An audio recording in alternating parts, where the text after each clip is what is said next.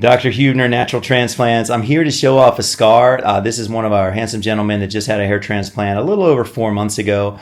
And he's actually going to showcase his results when he gets a little further along. He actually came in for some exosomes today in the crown and all over. But I wanted to show his scar off. He's about 4 months in. Obviously, at this length, you don't really see much. But I wanted to kind of show it here with a high-def camera.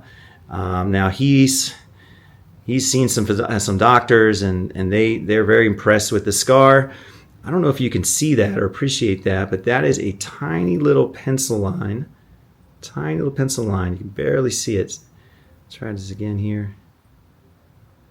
Right there. Literally, I'd argue it's even less than a pencil line. I would say another area there. Again, this bleeding is just a little bit of bleeding from his exosomes he just had, but that scar is right there.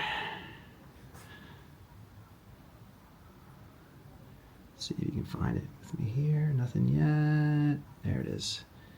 Right there. That is really hard to see. I'll give you another fair look here. And right there. Right there. You can see it. That's why people come to us. We are super OCD about that scar.